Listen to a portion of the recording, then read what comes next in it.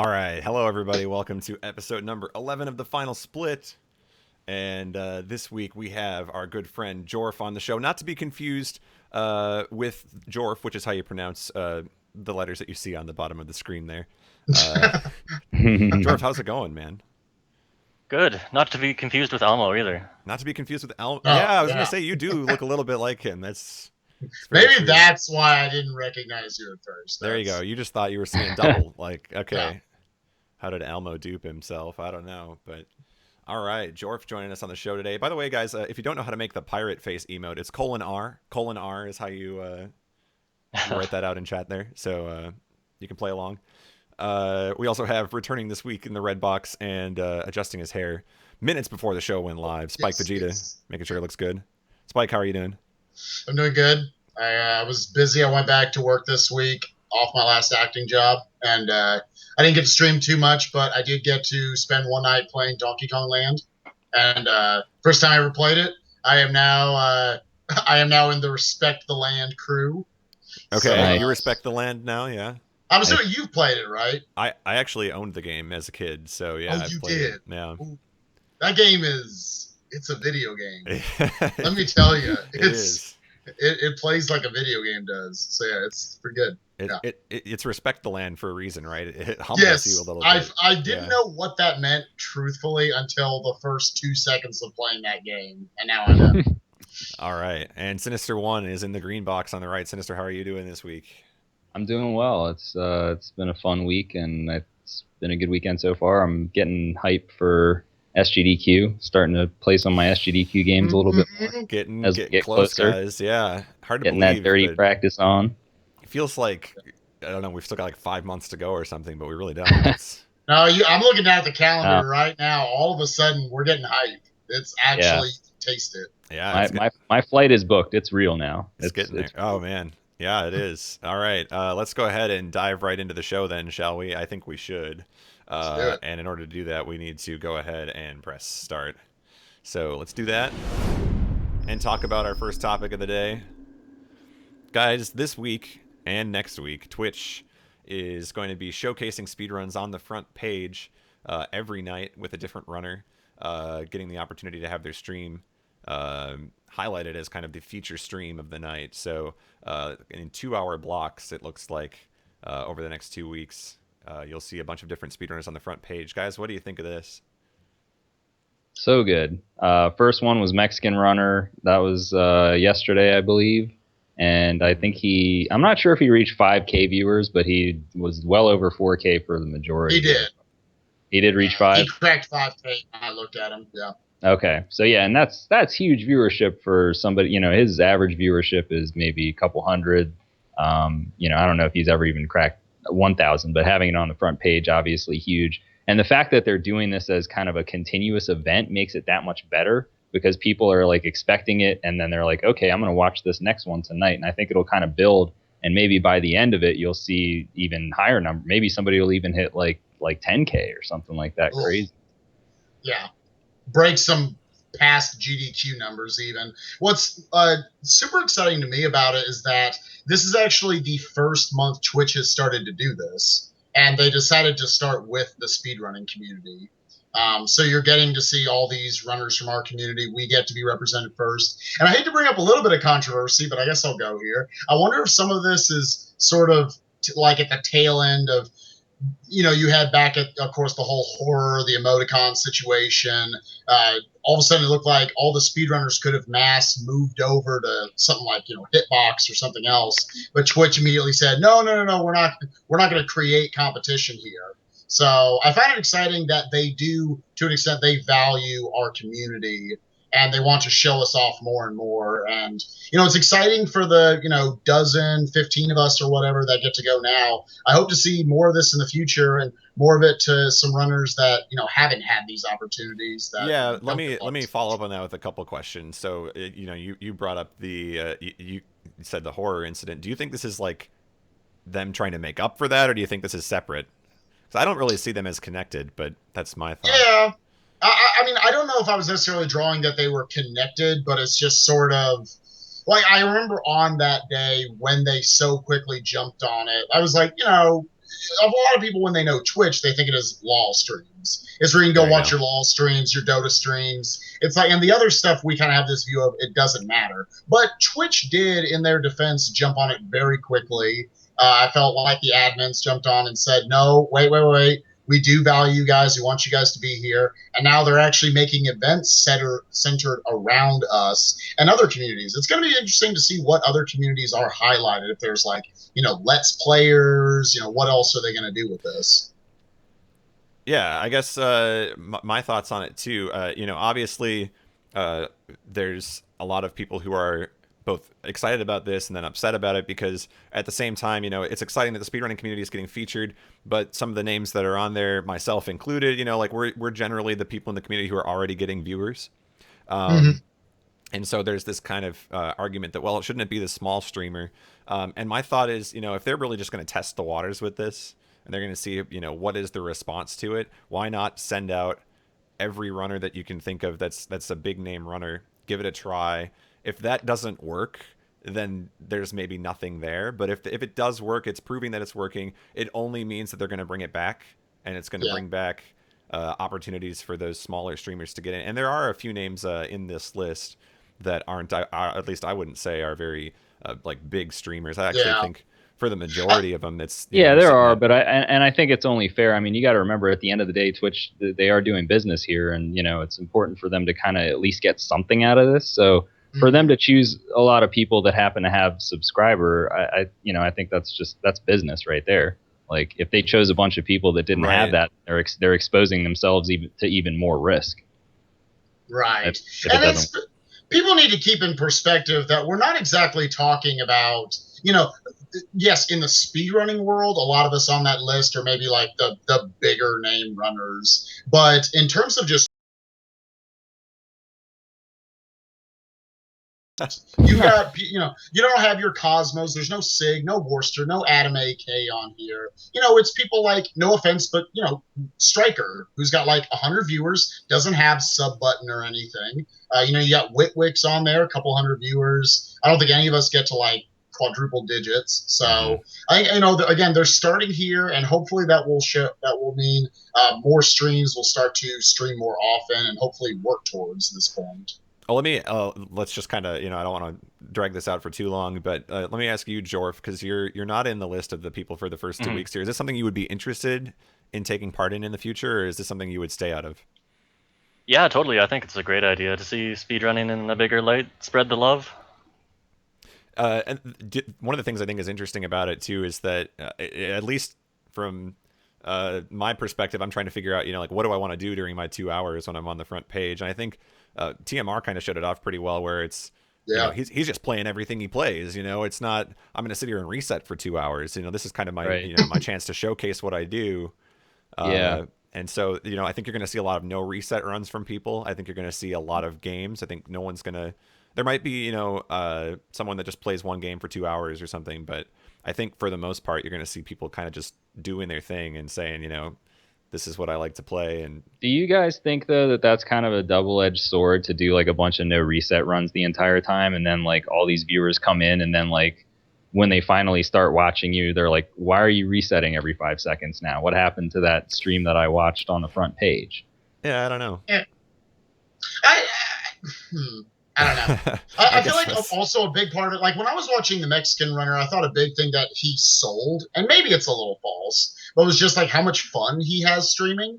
That his layout was really nice. I think more of it is, I think there's more to it than just like the fact that you don't get resets. I don't think it's any different than like a StarCraft streamer being on the front page and losing. Right. Like, oh, I lost a game. Oh, can I expect that every time I watch this guy? Like, whatever, And the same as when runners go to the GDQs, say, and, they go there and they do their no reset run. They get thousands of followers, and then people show up, and then, all right, but this is what I actually do. So it's kind of it's weird to say sampling because it's the whole run, but yeah, it's a little different, but I don't think people are necessarily turned off by it when they come by. Okay, I think we'll leave it at that, you guys. I think we've covered it pretty well. If you want more information, by the way, about who's going to be streaming when on the front page, check out Twitch's blog. They have the full schedule there. of all the runners for this first go at it. And if you like the idea, I think the best thing to do is just kind of leave feedback on the blog, let Twitch know that this is something that you're interested in seeing more of, because I think they will listen to that. And if the response is good, then it only means more things for the speedrunning community like this. So that's kind of cool. Coming up next here, we have this week's big play, and I need to set the scene before we run this. So this week's big play is submitted by Caleb Hart. It is not a Mega Man clip. It is from Earthbound, and he's doing some pretty clutch things. In fact, he titled this highlight of his "Sea of Clutch." All right, he is in the sea of clutch. All right, and that being said, why don't we all take a look here at his big play?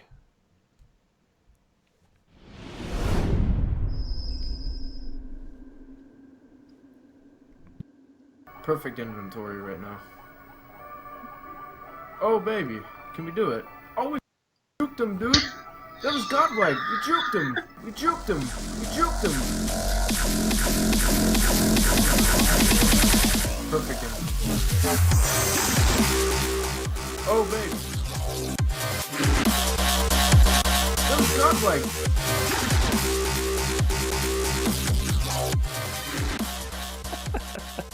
Oh, baby. Oh, baby. See that? I juked him. I juked him, man. I'm muted. I'm so excited. I just unmuted my microphone. That's how excited I was.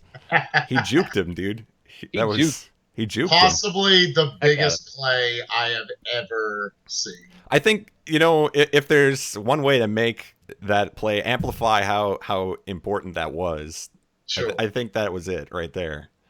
I think we justified that as a big play. So yeah, Earthbound, obviously the enemies appear on the screen. You can avoid encounters just by dodging them. That's a tight area there. So he gets around them. That's only the beginning of the highlight. There's actually several minutes more of that highlight. So if you're into Earthbound or RPG speedrunning in general, you can head over to Caleb's page and check out the full highlight. But we thought or if you're just into Caleb being Caleb. Or if you're into not wearing muscles. a shirt. Yeah. Yeah, shirtless RPG speedruns. You don't see those every day, but you do on Caleb's stream. So there you go. That's this week's big play. If you have a big play and you want to submit it, send it to our email. Dang, I got it wrong this week. I'm going to get it wrong. Oh, man. I started it. I was like, right there. The final split at gmail.com. There you go. Dude, Jorf had it first try. Yeah, Jorf, you're better than you. Why don't Jorf's like, you guys are host the show literally here. You can take control. Oh, thanks, man. Yeah, you want to push the next button there so we can. Yeah, all right, let's move on. Oh, yeah, here we go. Let's go. All right, it's time to interview our guest of the week. It is Jorf hanging out with us. Jorfing around. Just Jorfing around, exactly. Do you want to explain to everybody, if there is a story, how you came up with the whole Jorf Gerfuggery Jorf, how they're connected? Gerfuggery? I've actually got a little image here to share with you in chat. I used to watch this, or visit this comic, and that's where I got it from. Okay. I just thought it was a neat word. It's an interesting word, to say the least, yeah. And then you're known, I guess, kind of as I would say anyway, like you like to blind race a lot of games, like to play a lot of different games. What got you into blind racing?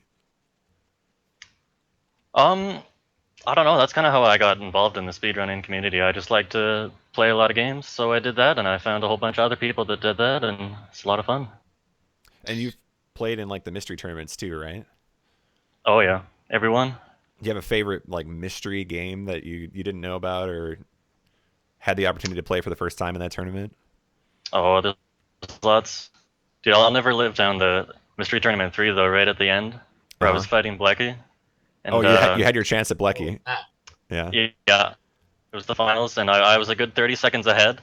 And then right in the middle of the game, they present to you a tutorial, and I just skipped it. And I didn't know what to do.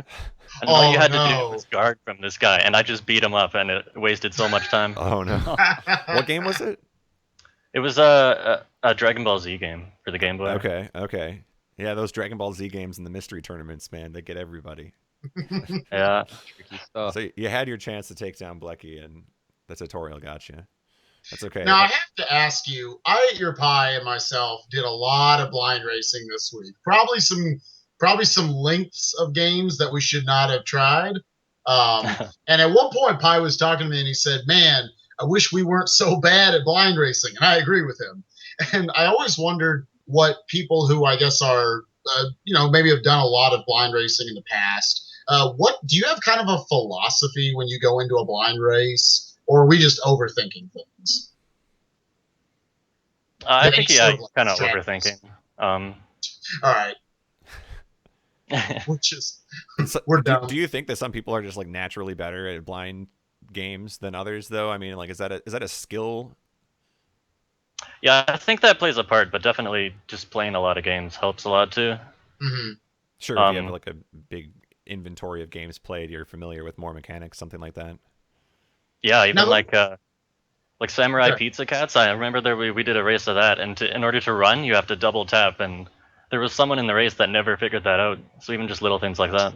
Oh, wow. So a lot of it maybe is just experimenting and trying to figure out quirks of the game or something, and just being more creative with what you're doing instead of accepting like the first time you do something, you just accept it as like that's the way to do it.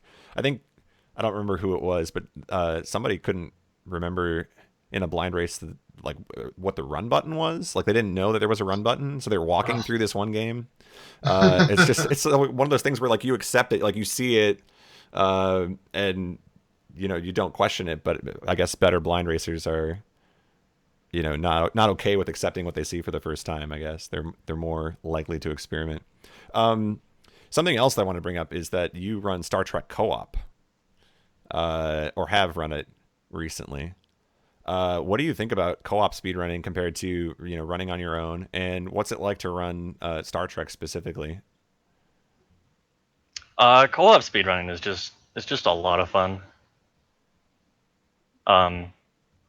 Star Trek in particular just has a lot of weird glitches, and none of them that actually help you. They're just all accidental, and they all are hilarious. So yeah, I was gonna say you tend to play games that maybe are a little bit quirky or funny like that. I know you like to run the Octodad games as well. Yeah, definitely. Is humor something you look for in a game? Oh, that's sure. I just realized. Yeah, humor helps me out a lot. So what's humorous about Kid Icarus? Oh, that's a game you've run extensively. Yeah, that's kind of different for me. That was kind of my big game. I spent a lot of months on that one. And did you get into Kid Icarus as the result of a blind race? Or was that something you picked up on your own? Yeah, I did. It wasn't totally blind, but I played it with Blecky, yeah. Okay. Yeah, so you run Kid Icarus and you run Of Myths and Monsters, which is the Game Boy Kid Icarus. What do you think it is about this series? At least in my mind, I don't think of it as an extremely popular series to run. Like, what about it appeals to you? And do you think it's not getting the love it needs, or is it just you happen to be the one guy that runs it? What is it about Kid Icarus? Well, I first picked it up actually because I watched. I just thought it was an interesting game, and I watched the run on SDA, and it was just atrocious, to be honest. Okay, that's usually so good motivation. I thought it needed some. Yeah, good starting every week place. we're gonna have one of these. Nice. Yeah. Yeah, I thought it needed some better attention.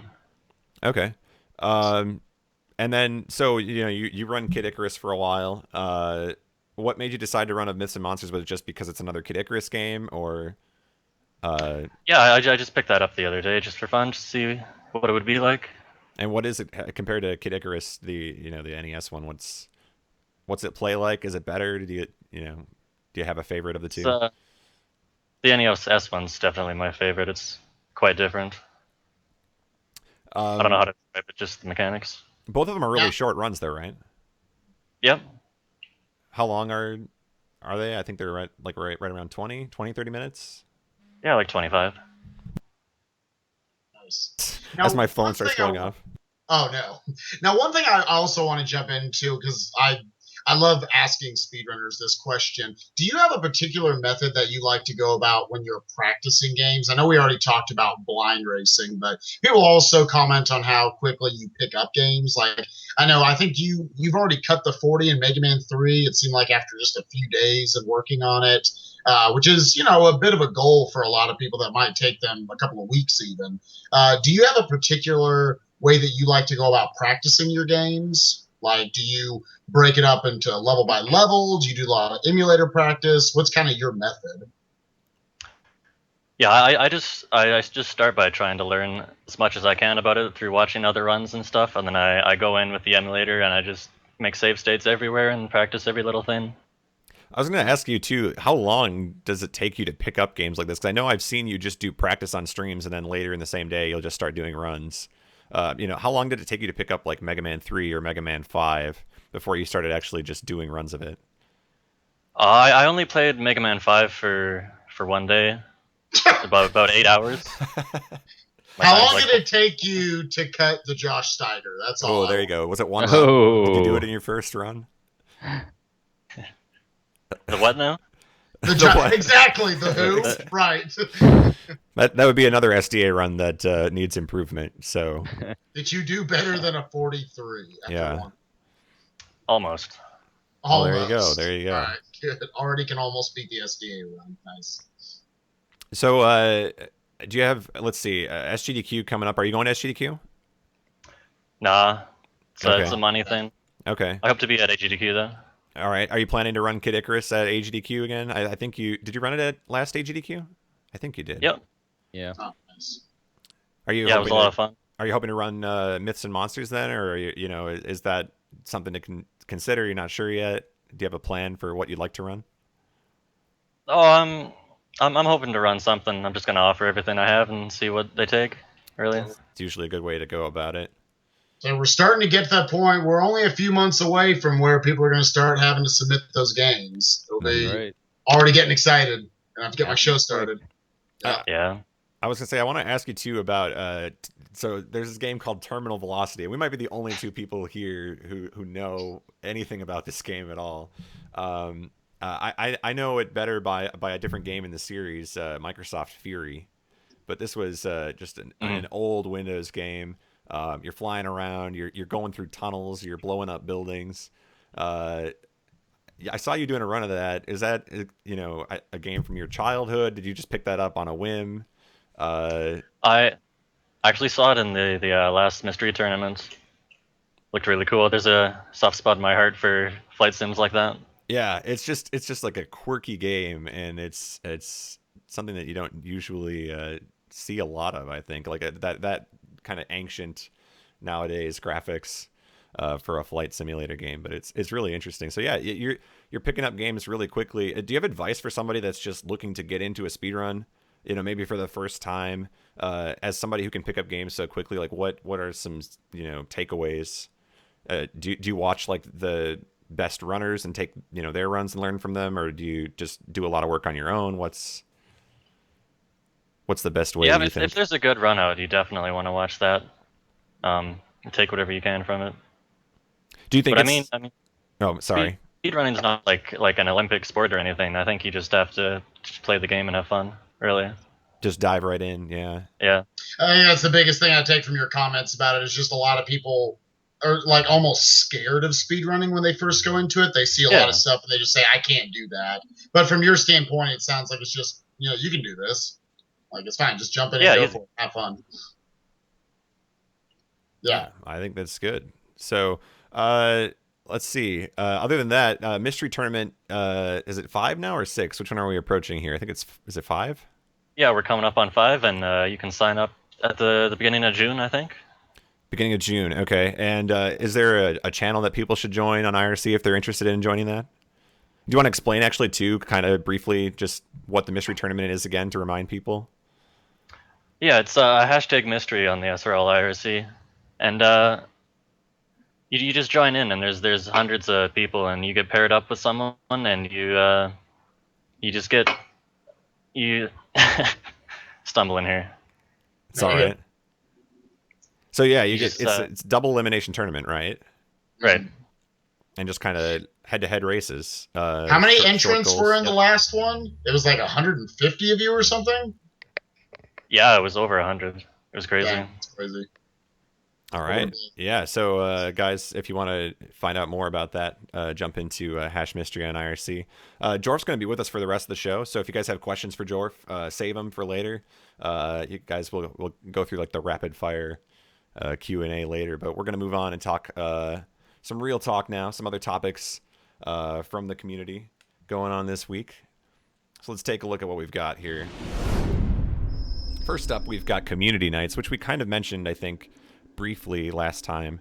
But we'll go into a little bit more of a discussion of them here. So SDA's been using their Twitch page recently to promote SGDQ before it happened. So they're allowing runners to jump on the stream, talk about their runs, or even demo them.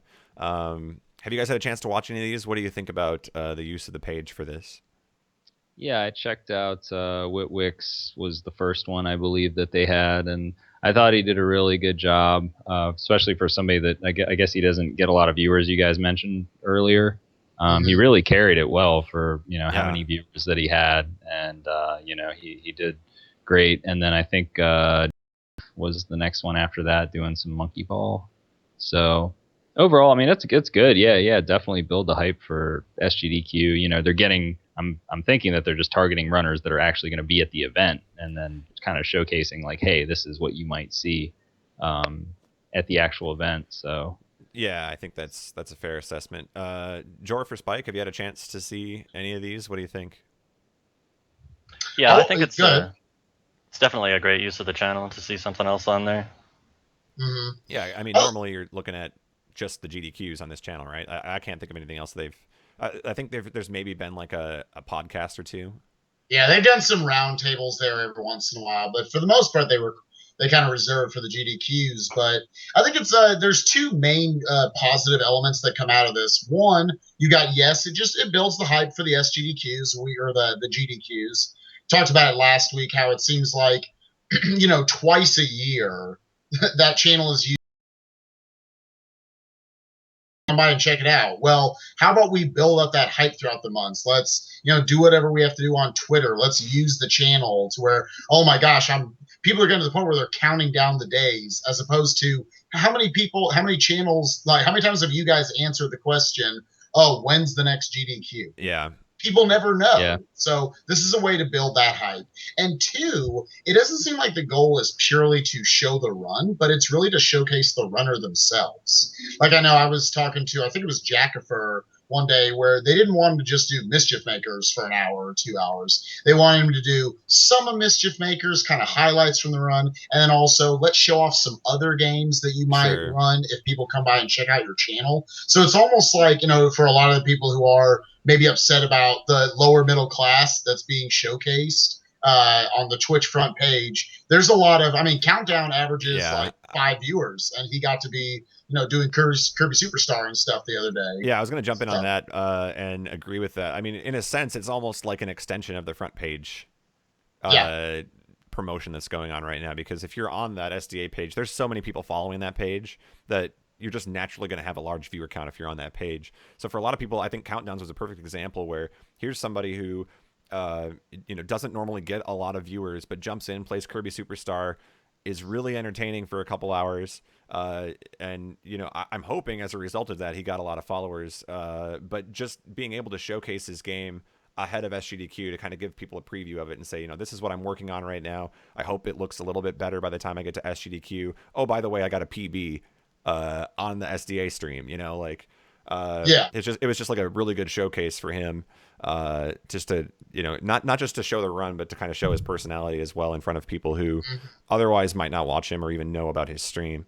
So yeah, I think it's events like this and the front page, I think it's all good for speedrunning. It's more exposure for people, and I guess the other thought too is that some people were saying you get the subscriber benefits that carry over from GDQ to GDQ, so why not have more reasons to come back to the page? Right.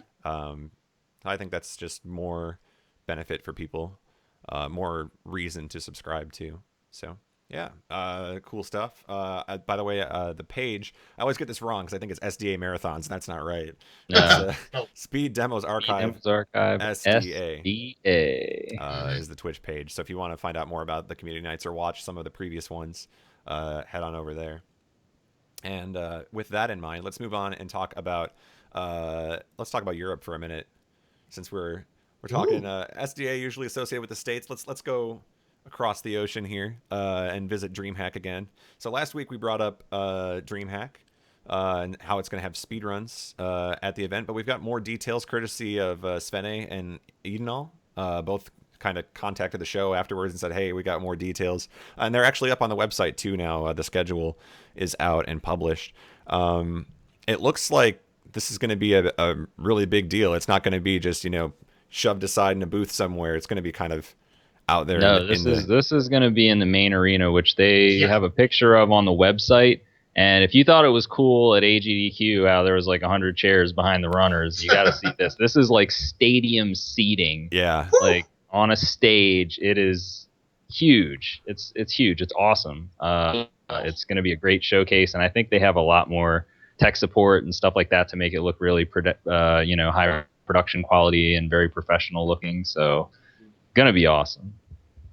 With all due respect to the GDQs, after looking at those pictures, all I could think of was, man, I hope we're getting close to that level with the next AGDQ. Yeah. That looks so exciting. I don't care what run you would be, everyone would want to be in that marathon room, in those seats, checking it out. The thing to note about it though is so that arena that they're going to be, playing in, that's going to be one of the nights, and it's only a select few runs. So not everybody's going to get that arena experience from what I understand. I believe most of the marathon's going to take place in a separate room. They're going to have, regardless, throughout the whole marathon, they're going to have LCDs projecting the marathon, so people at the event will be able to watch it.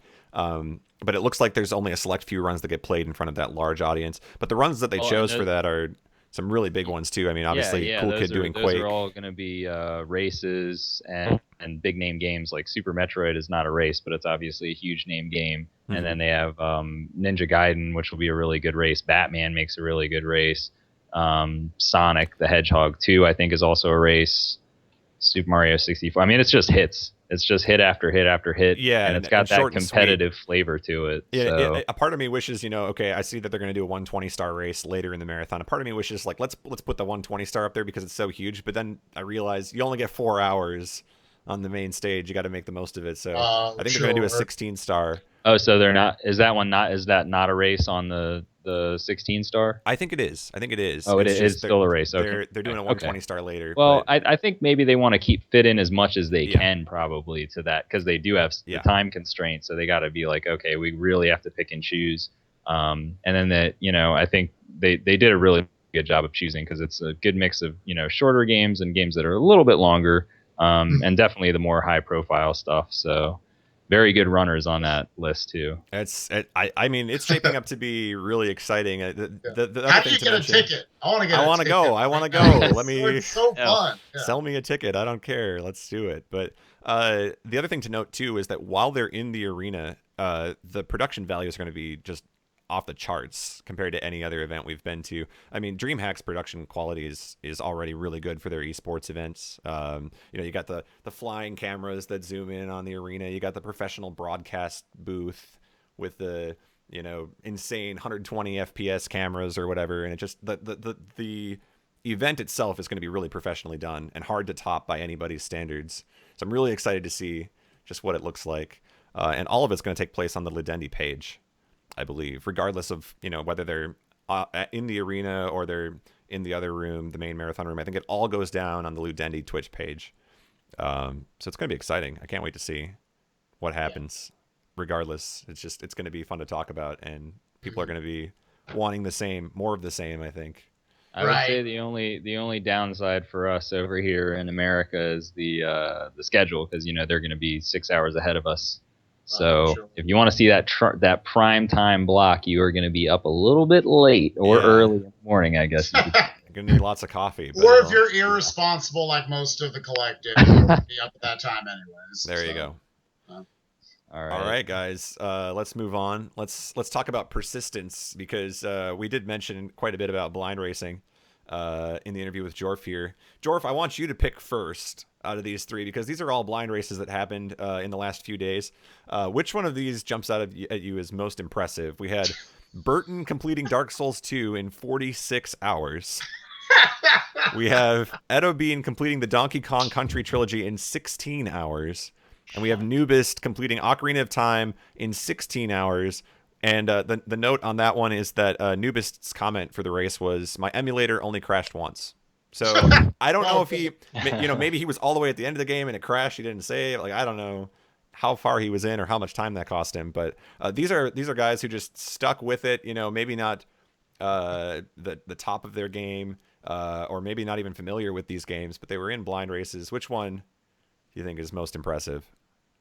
I've got to go with the Dark Souls 2 one. 46 hours, that's definitely persistence. That's a good point. The hours alone for Burton. Yeah. I guess to me, Burton, I'm so used to him just being up all the time anyway. Like, if he's been in so many long blind races that I feel like 46 hours at this point, I'm just like, whatever. Like, I'm used to it. It doesn't surprise me because it's Burton. Like, if it was someone else, okay. I can't stay up for 24 hours. I fall asleep if I try. So that is impressive. Spike, do you have a favorite out of the three? They're all three pretty insane. If I had to pick out one, honestly, I'm going to go with, it's a little bit more my backyard, Edo Bean's 16-hour DKC trilogy. Just because to her, everybody else in the race, we had played the games before to a certain extent. She had never touched those games. Never touched a Donkey Kong. Never touched a Donkey Kong game before. So I can't imagine, because people tend to forget that, back in the day, these were touted as difficult video games. Yeah. Oh, absolutely. I know myself, I did blind races of DKC 2 and 3 a couple weeks ago, and each took me in the 4 to 5 hour range. Maybe it's just because I'm bad. I don't know. But I felt myself by the end of it, you start seeing things. There's only so much jumping and rolling monkeys you can deal with. Right, there's only so many times you can die in Web Woods before you're just done. Right, exactly. Oh, there's so many frustrating levels in that game that if you're tired, you can die 100 times on. At one point, I think the last 3 hours of this was just the final boss of 3, and I don't know how tired she was. I will say I went in; she seemed pretty high energy for it all, so that impresses me. Yeah, sticking through it. Yeah, 3 games there too. Yeah, it's a different element, I guess, because you've got to adjust to each game too. You get familiar with DKC 1, and then the mechanics change in 2. I will say I challenge her to the Donkey Kong Land trilogy next. We'll see what happens. Good luck to both of you. We'll see you in several months. Sinister One, do you have a favorite of the 3? I'm gonna have to go old school here with the Nubist 16-hour Ocarina of Time, because I think people forget, Ocarina of Time is so broken now and everybody just demolishes the game. But when that game first came out, it was challenging. There was, a lot of puzzles and things that were difficult to figure out. And, as far as DKC, those are hard games, but they're fairly straightforward in terms of what you need to do. Just fairly to the right of the screen, right? Yeah. So whereas, with Ocarina of Time, and I haven't played Dark Souls 2, but knowing that it's a newer game, I'm guessing, just generally speaking, newer games are not quite as difficult as older games. I don't know if that's true for this particular one, but yeah, I think Ocarina of Time, I'm thinking when I first played it definitely took me longer than 16 hours to beat. I didn't play straight either. Yeah. Took breaks in between. I will say, Burton wins awards for just sticking through for 46 hours. I don't know if he slept during that 46 hours. The clock was running the entire time, and I guess I didn't tune in to see if he ever, took a nap or something. I'm assuming he just stuck with it. So there's something to be said for being able to even stay up for 2 days straight doing anything. I don't care what you're doing. That's impressive to me. But yeah, I think all of these are really impressive. People are sticking through. I quit races if I get stuck for 20 minutes on something. So yeah. I almost quit that 120 the other day because I couldn't get the 100 coin star. I can't believe you stuck with it. That's Sky 100. I made it. I'm not joining any more 120 races. Sorry guys, I know there's one this weekend. Really, we're doing one tomorrow. You're gonna have to convince me. I don't see a reason to continue. All right. Great job, everybody, in the blind races. Keep it up. Let's move on and talk about this week's record of the week. And Spike, I think you have a thing or two to say here, don't you? Oh, here we go. Well, we got a former guest of ours, Striker, who just crushed the Return of the Jedi record this week. Right there, you saw a glitch kind of made by Tompa, or found by Tompa, I guess, rather, where it's actually RNG reliant, whether or not those frogs come over to kind of push you through the wall. Saves you 50 seconds. Right here, you're getting to see a little bit of the movement tech in this game. Force jumping, I believe, is what I can't remember the exact word for it, but essentially he has a few frames where after he uses the force freeze, where he can actually the game thinks he's on the ground, so he has a couple of frames where he can do a double jump. So this allows him to just break open many levels in the game. He can skip over a lot of like boss triggers. This is my favorite level in the game, the one you're seeing right now, the generator level. It's just you get super speed and then you do a lot of really precise platforming, just going real fast through the level. And he's able to get through this level. It's pretty common to die here. Gets through the whole thing without dying once. So the whole game, that is.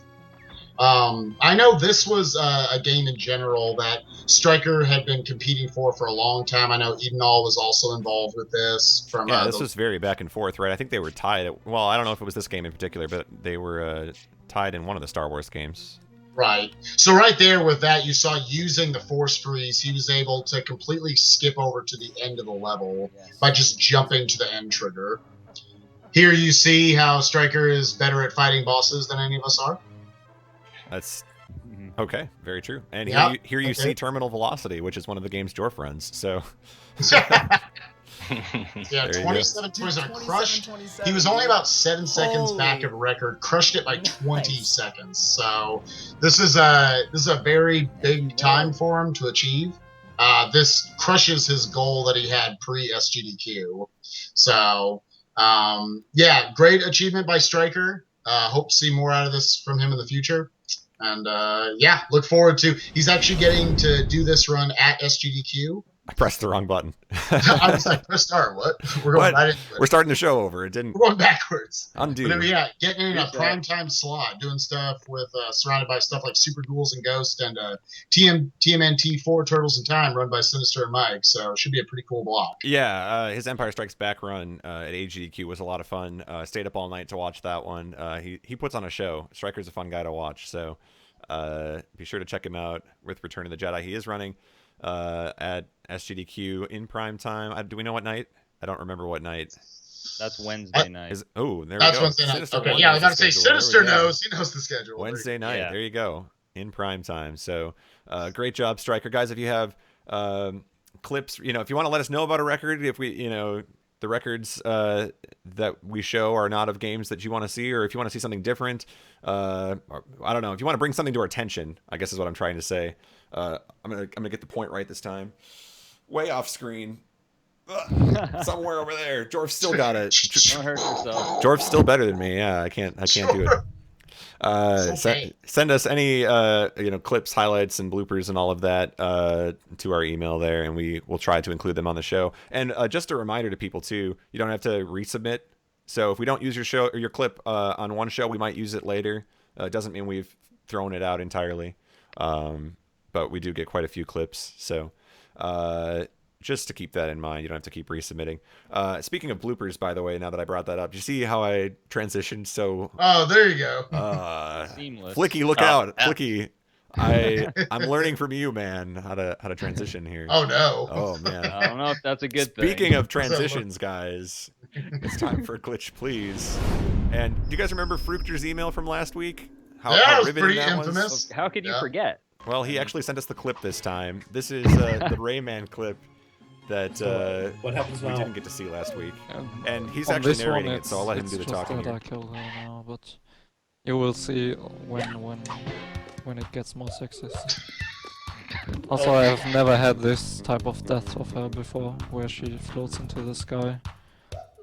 And there's still a knife at her. I think it's bugged. Don't tell me I actually soft-locked the game. What the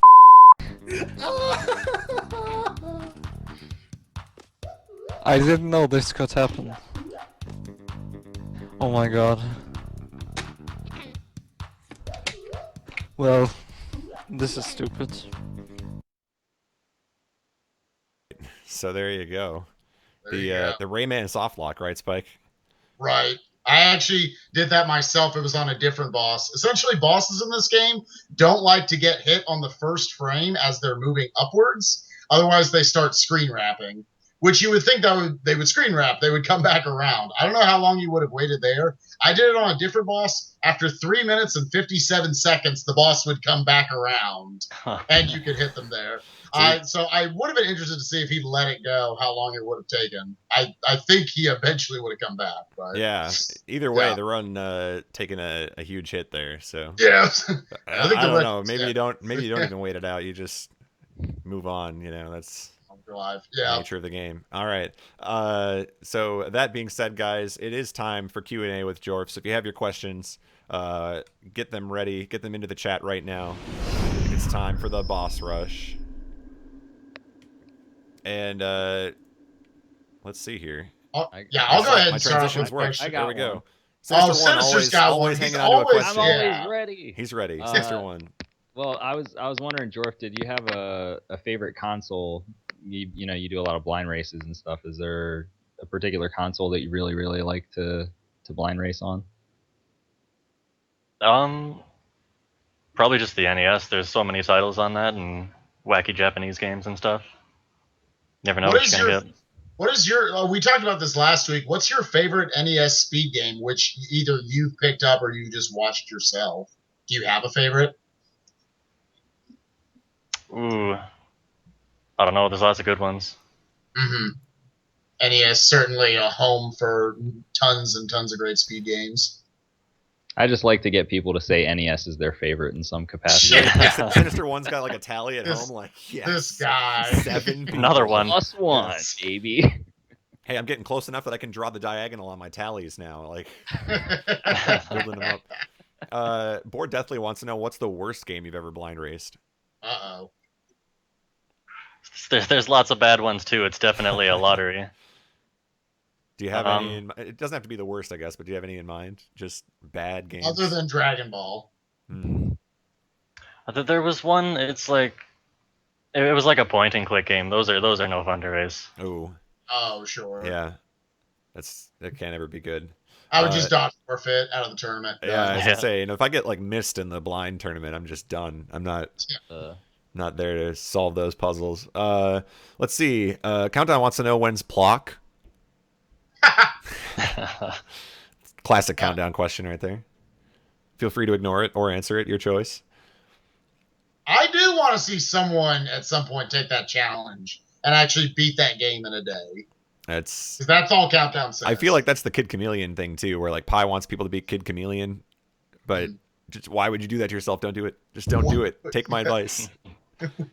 I should save that. If there's a speech at the end of the show, it's going to be don't. All blind right, race we Kid got our Chameleon. speech. There we go. I don't know. I guess we used that one up, so I won't have to give the speech. Let's see. Striker wants to know if he'll ever beat you in a blind race. Nope. Sorry, man. All right, confirmed on the stream here, Striker. Sorry. Let's see. Out of all the games you run, what's the one that you'll always go back to? Ooh, I don't know. I think F-Zero GX is pretty fun all the time.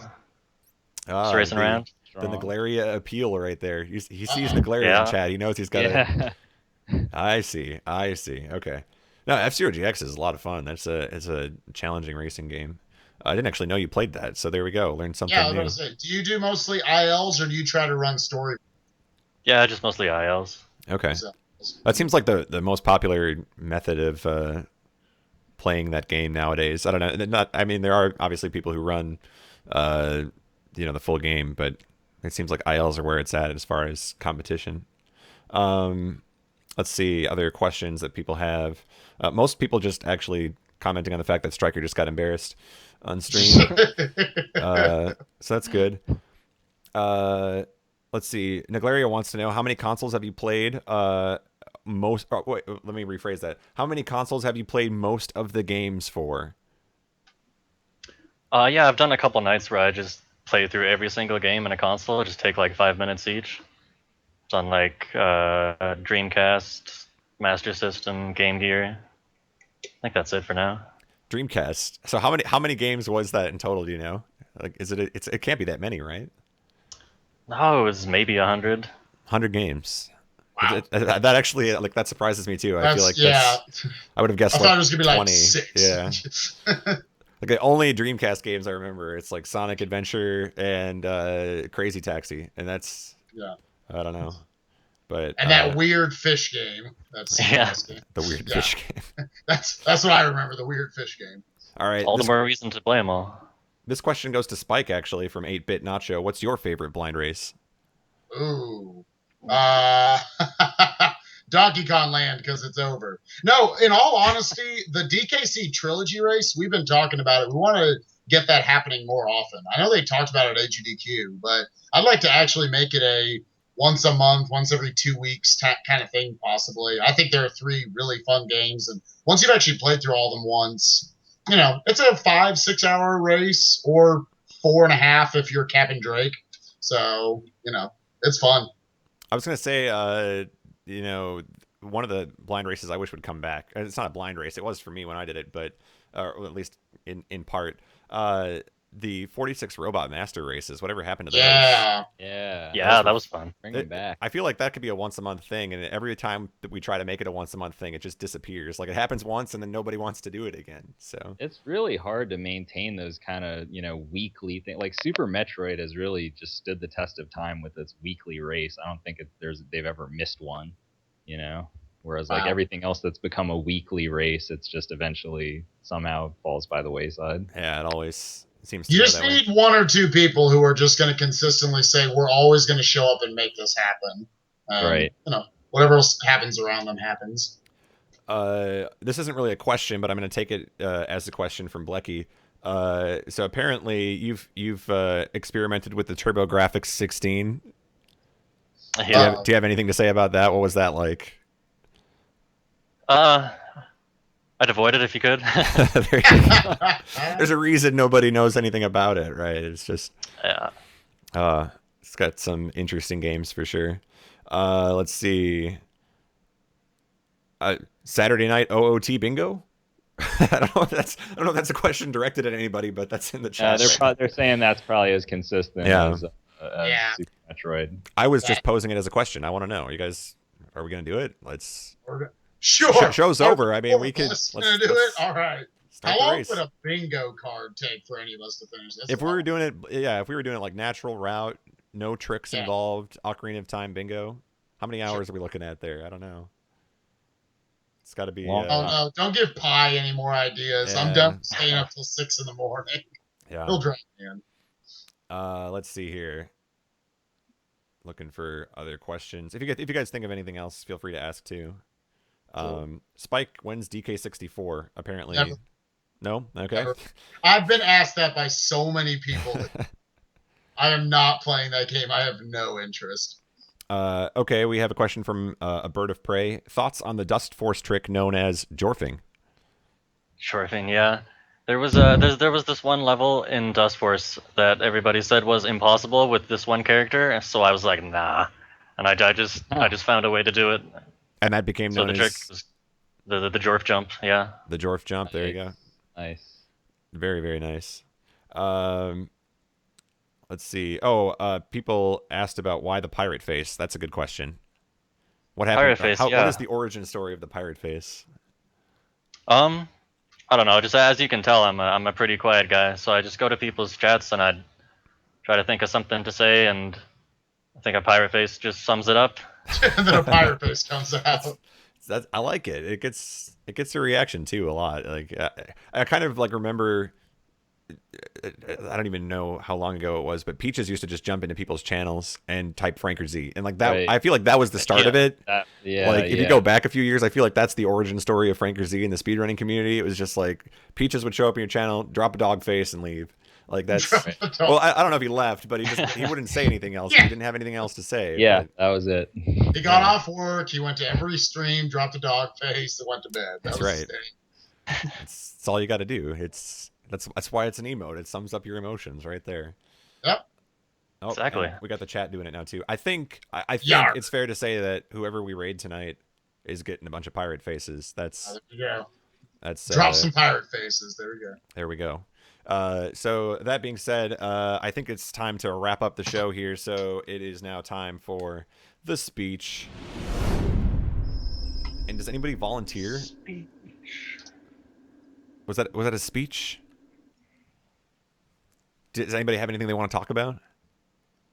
I'll just say I'll go ahead and jump in actually and go ahead and tell people tomorrow night. Again, we've been talking about these blind races for a while that we've been doing the last few weeks. And tomorrow, Pi's been really excited about us all doing a 120-star race.